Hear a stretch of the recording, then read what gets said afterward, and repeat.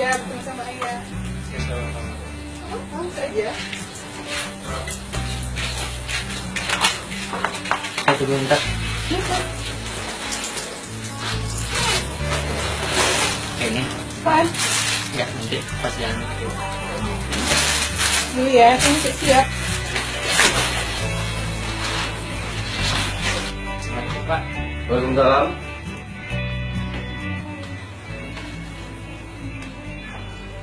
Mari silahkan duduk. Ya.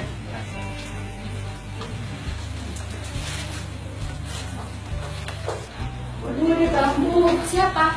Yang biasa. Oh, oke lah kalau gitu ibu buat minumnya.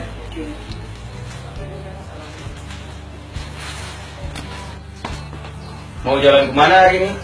Ini Pak mau nemenin Renita ke kota, katanya mau beli barang Pak, tapi dia nggak bilang barangnya apa Pak. Oh,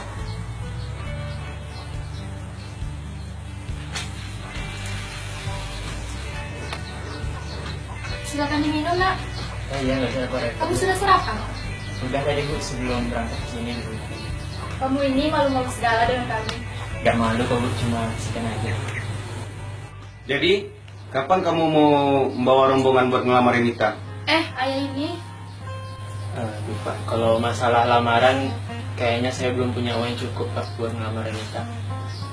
Kamu bawa anak kami ke sana kemari, apa kata orang nanti? Alhamdulillah Pak, kami kalau misalnya pergi keluar tuh naik motor tapi jaraknya jauh kok Pak, ada pembatasnya. Lagian nggak mungkin kami berdekatan, apalagi sampai berpegangan tangan Pak. Sebelumnya saya boleh nanya sesuatu nggak Pak? Tentu saja, silakan. Kalau boleh saya tahu Pak, Bapak sama Ibu mungkin berharap saya menyediakan uang berapa ya Pak ya, buat lamaran Renita ini Pak? kalau bisa sih 80 juta. Tapi kalau bisa lebih besar dari orang sebelah yang juga naksir sama Renita. Maaf Pak, kalau boleh saya tahu berapa itu Pak? Kira-kira 150 juta. Ya, syukur-syukur kalau bisa lebih. Wah, mau saya cari kemana ya Pak ya 150 juta? Apa nggak bisa kita kurangi sedikit aja Pak? Soalnya kita adain acara yang sederhana aja Pak, ngundang keluarga, tetangga, sama teman-teman dekat aja Pak. Gimana Pak? Itu nasib kamu nak. Kan kamu yang mau menikahi anak kami. Lagi pula Renita itu anak perempuan kami satu-satunya.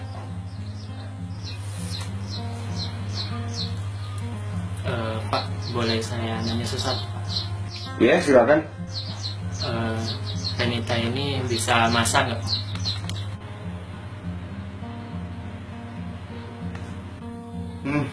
Boro-boro. Bangun tidur aja udah jam 10 lebih. Bukan pagi lagi tuh. Habis bangun terus langsung makan siang. Apa sih ayah ini? Anaknya mau dijadikan istri, malah cerita yang jelek-jelek. Ibunya pun suka terlambat bangun juga. Ayah ini Sudah Pak, Bu. Kalau gitu saya udah tahu kalau Renita ini nggak bisa masak. Boleh saya lanjut nanya lagi Bu, Pak? Iya, boleh. Renita ini bisa baca Al-Quran nggak Pak? bisa kok sedikit-sedikit. Itu Renitanya memahami dengan artinya itu? Mungkin. Kenapa? Ya ada Bu, cuma nanya aja.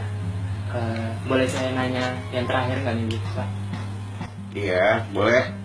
Renita ini rajin sholat nggak Pak Bu? Apa maksud kamu nanya semua ini? Bukankah kamu dekat dengan dia? Seharusnya kamu yang mengerti atau lebih mengenal dia. Gini Pak, soalnya Pak, setiap saya ajak Renita jalan, pas waktu masuk sholat zuhur atau sholat apa aja ya Pak ya, dia selalu beralasan datang bulan, sedikit-sedikit datang bulan. Jadi saya ngerasa Renita ini bisa sholat apa enggak gitu Pak.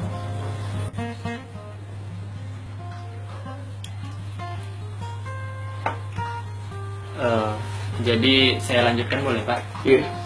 Jadi gini Pak, pertama tadi kan Renita nggak bisa masak nih Pak, nggak bisa sholat, terus dia nggak bisa baca Al-Quran juga. Selanjutnya dia masih belum menutup aurat secara syar'i agama Islam kita Pak. Jadi saya bertanya sama Bapak sama Ibu, apakah masih pantaskah Renita ini kita beri harga mahar sebesar 150 juta Pak, Bu? Menurut saya tidaklah pantas Bu. Tapi jika seandainya Renita ini adalah hafiz Quran yang hafal 30 juz yang tersimpan di dalam otaknya, lalu dia senantiasa untuk menutup aurat, dan senantiasa menjaga perilakunya. Meskipun bapak sama ibu menetapkan harga mahar sebesar 150 juta, insya Allah Pak Bu, meskipun saya harus merangkak dan mengemis-ngemis ke semua orang, saya pasti akan memenuhinya Bu Pak. Lalu apakah semua itu harus dibayar dan mahal semuanya Pak? Tentu tidak kan Pak Bu.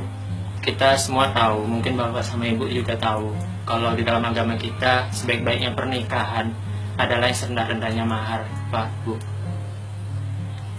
Dan realitanya di dalam kehidupan kita Pak Bu, itu adat selalu menjadi keutamaan daripada agama kita Pak, sehingga menjadikan anak wanitanya itu sebagai alat pemuas untuk menunjukkan kekayaan dan kemewahannya Bu, terutama pada saat pernikahan inilah Bu contohnya. Tapi kan Bapak cuma ingin anak Bapak sedikit merasakan kemewahan. Soalnya itu hanya terjadi sekali dalam seumur hidup. Apa Bapak benar-benar ingin melihat Renita hidup dalam kemewahan Pak Bu? Tentulah, kami berdua pun ikut gembira jika anak kami merasakan kemewahan. Silakan diminum dulu nak. Iya Bu, kasih.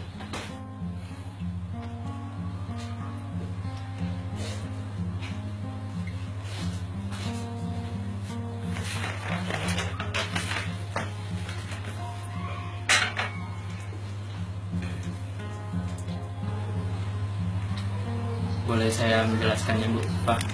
Ya, silakan. Jadi kalau memang bapak sama ibu benar-benar ingin Renita dalam hidup kemewahan, jujur Pak Bu, saya bukan orang siapa-siapa Pak Bu, saya cuma orang biasa.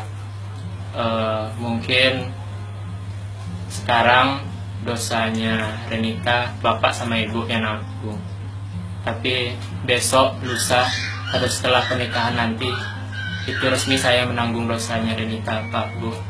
Belum lagi pasti bapak sama ibu juga menginginkan kami bersanding dengan waktu yang lama di pelaminan nanti. Dan Renita pun dihias demikian rupa secantik mungkin dan menggunakan pakaian yang sangat mewah Pak Bu. Dan apa bapak nggak tahu sama ibu juga, setiap undangan yang melihat kami, maka disitulah kami mendapatkan dosa Pak Bu. Apalagi setelah akad tersebut dilaksanakan, dosa tersebut saya juga yang menanggungnya Bu Pak. Apakah begitu penting satu hari tersebut dilakukan hal-hal yang begitu mewah seperti itu Bu Pak? Bukankah kita setiap hari saja berusaha untuk hidup begitu sederhananya?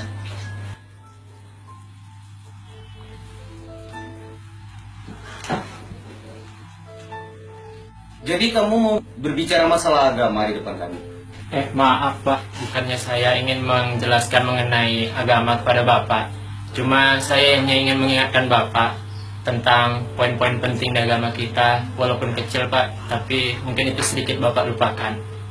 Sudahlah, kamu sediakan 150 juta dan kita akan bicara lebih lanjut. Atau kamu tidak bisa menikah dengan anakku?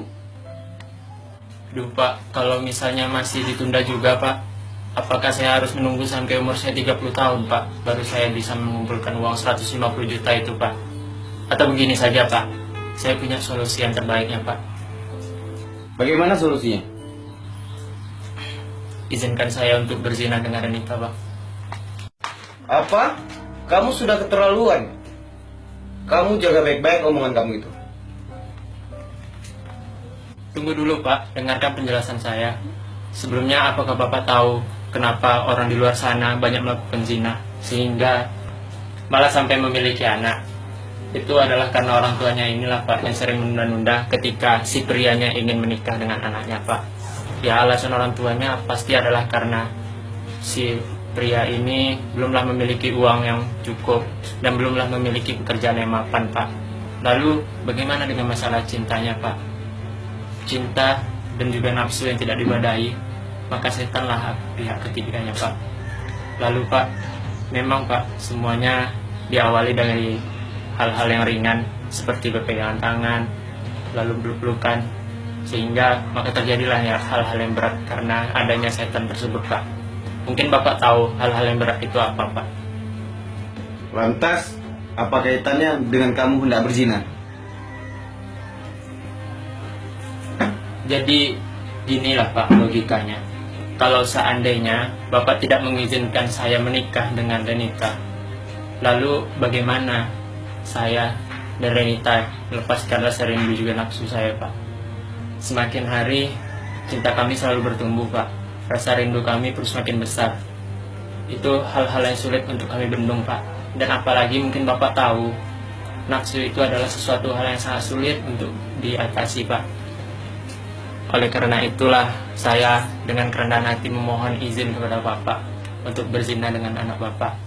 Karena saya berpikir, Pak, lebih baik rasanya saya berzina, Bapak mengetahuinya, daripada saya berzina di belakang Bapak tanpa seizin Bapak. Tapi ya Pak ya, ironisnya zaman sekarang zina bukanlah hal yang tabu, Pak. Kenapa sih begitu kan, Pak? Karena menurut saya orang tua sekarang melihat anak dan pacarnya misalnya berdekatan itu biasa-biasa saja, Pak.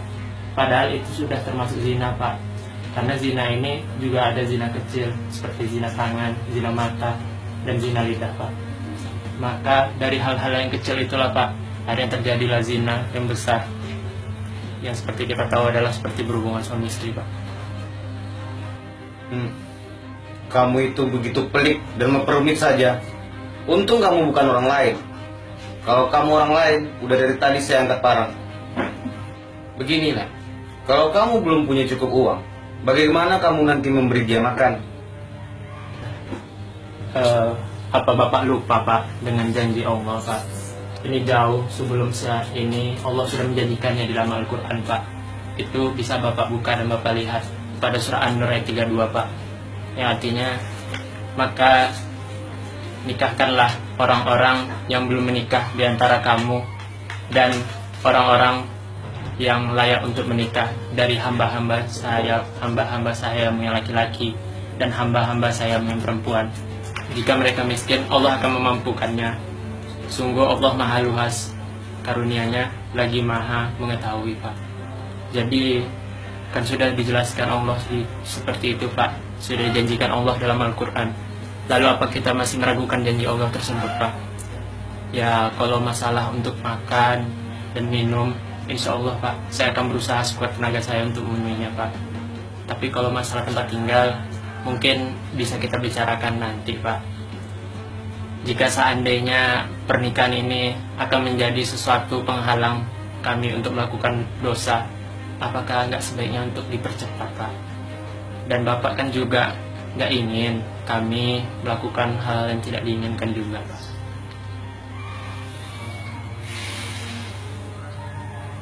Kamu tahulah, zaman sekarang ini kalau mengikuti cara kamu itu, mungkin kamu tidak suka dengan acara persandingan yang mewah. Oke, Bapak bisa terima itu. Tapi apa kamu bisa menerima apa yang orang bakal katakan? Orang bakal berpikir anak saya kecelakaan dan terpaksa menikah dengan kamu. Mau ditaruh di mana muka ini? Bagus juga pemikiran Bapak mengenai kecelakaan itu, Pak. Ya, saya juga sepemikiran dengan Bapak. Jika seandainya saya atau misalnya Renita melakukan zina, tentulah zina itu adalah sesuatu yang haram, Pak, yang tidak mungkin bakal menjadi halal walaupun dengan adanya pernikahan, Pak. Menyangkut hal ini, saya memiliki suatu solusi, Pak. Kalau Bapak tahu solusinya, Pak? Bagaimana solusi kamu? Bagaimana kalau saya dan Renita menikah massal saja, Pak? Apa? Menikah massal? Yang benar saja.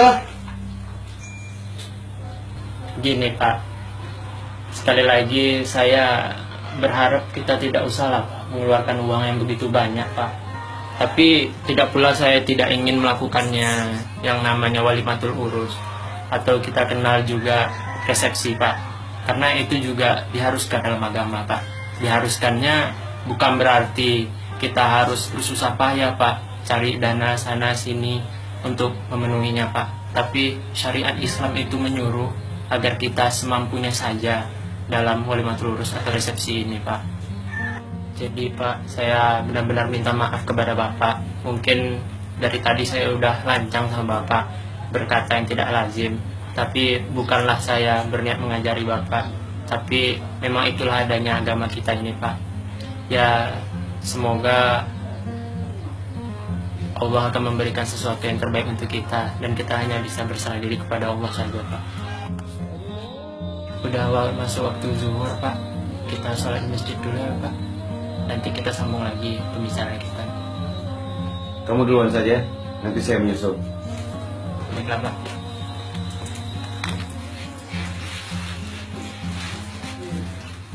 Baiklah Pak, kalau gitu saya duluan sholat ya Pak ya.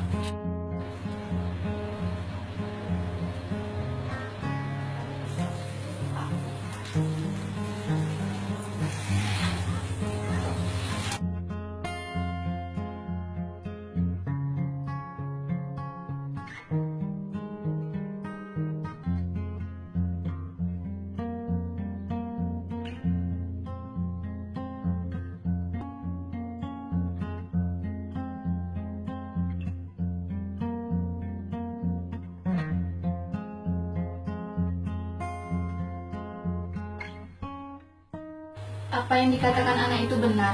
Selama ini kita tidak pernah memperhatikan syariat-syariat ringan agama.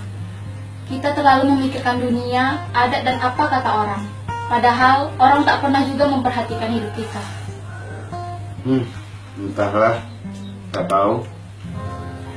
Begitu keras apa yang dikatakan pemuda itu tadi. Dia berpesan, kamu disuruh bersiap. Setelah zuhur dia jemput kamu. Tapi saya tidak ada mood untuk pergi, Ayah.